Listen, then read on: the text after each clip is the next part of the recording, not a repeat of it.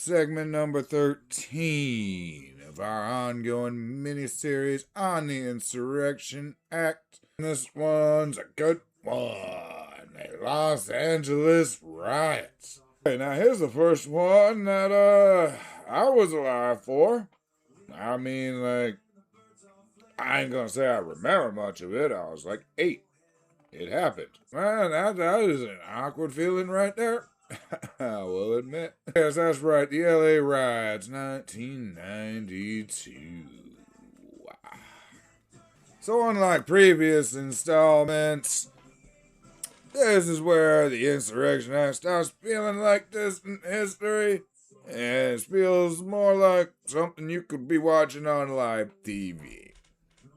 In April of 1992, Los Angeles erupted after the acquittal of 4 LAPD officers caught on video beating Rodney King.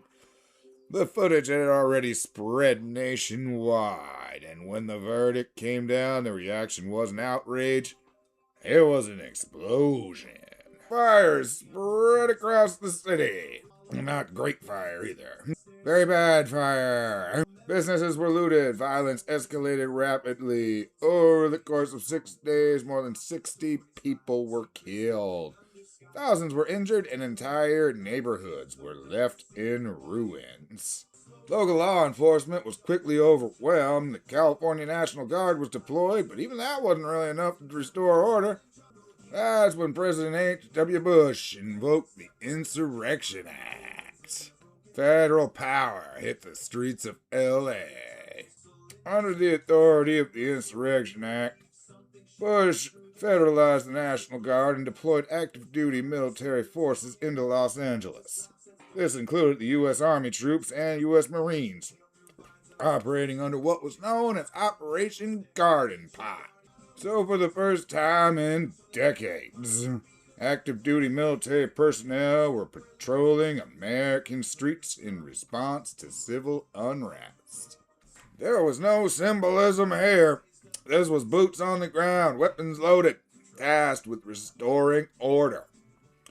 The legal justification from the same came from the idea of the act since the beginning. The state was unable to keep order, so the federal government stepped in and did so. Now, of course, why this matters, this is the easiest example of how in modern times shit can definitely get crazy, and the Insurrection Act can definitely still happen today.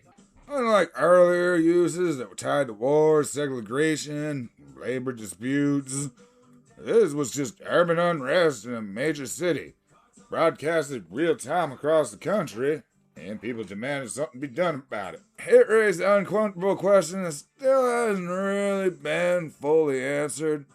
When does the protest become an insurrection? How much force is still too much force? And who decides when that line is crossed? The order was eventually restored, but the scars remain. The riots exposed deep division in policing, race relationship, and economic inequality in America. Politically, it reinforced something important. The Insurrection Act isn't a relic. It's a tool that can be used quickly, decisively, and in highly visible ways. And once it's used, there's no subtlety to it. The message is clear. The federal government is in control. Previous segments showed the Insurrection Act shaping the country's past, but this one now, it's colliding with modern media, modern politics, and modern public opinion.